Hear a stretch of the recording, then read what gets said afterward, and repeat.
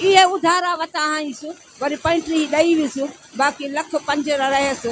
हाणे उहा ताक़त थिए त ज़मीन बि कब्ज़ो थी वई वॾनि जे हवाले।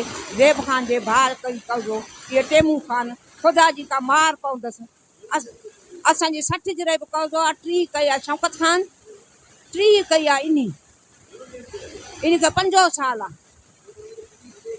मां 2 चकर हिते आई आहियां ॿुधई। हाणे कोर्ट जो केस पैसा न आहिनि त मां जज ताईं पहुचां, उते वकील पैसा वठंदा इहे वठंदा पर पुलिस छॾे नथी, उन्हनि खां ₹5 खाए थी। हा खाता असांजे नाले ते हाणे ज़ोरी आहे, उहो जो बि ज़ोर आहे त खातो असांखे ॾियो, असां खातो नथा ॾियूं ॿुधई।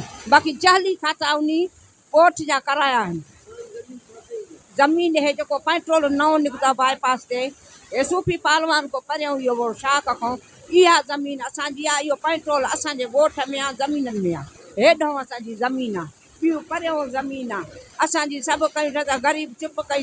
इहो चए थो त 22 लख ॾे हाणे ब्याज ॾे त खावां, कमाईंदो न आहे, लोफर आहे, किनो आहे, अहिड़ो किनो।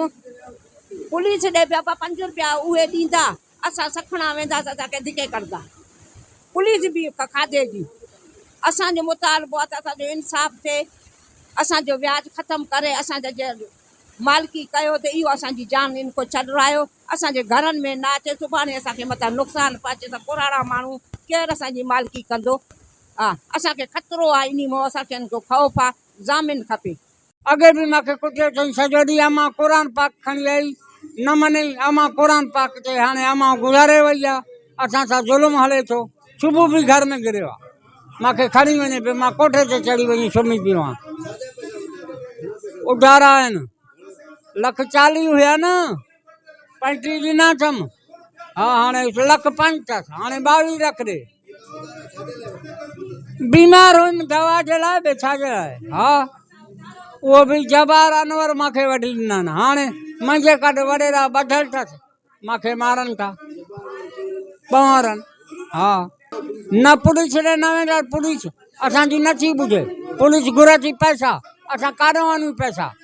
पैसो असांखे कोन्हे, असांखे मानी खाइण खां कोन्हे, असां काॾों पैसा ॾियूं? ख़ुदा वास्ते मूंखे बचायो, व्याजनि खां मूंखे बचायो, ख़ुदा वास्ते हुसैन जे सदके मूंखे बचायो। चवंदासीं असां सां ज़ुल्म हले थो, असांखे बचाए ख़ुदा वास्ते, व्याजनि खां असांखे बचाए, असांजो हक़ थिए वञे। ज़ालिम मूंखे रस्ते सां मारींदा, मूंखे बचायो। एसीपी साहब खे अर्ज़ु आहे मूंखे बचाए, ज़ालिमनि खां बचाए ख़ुदा वास्ते।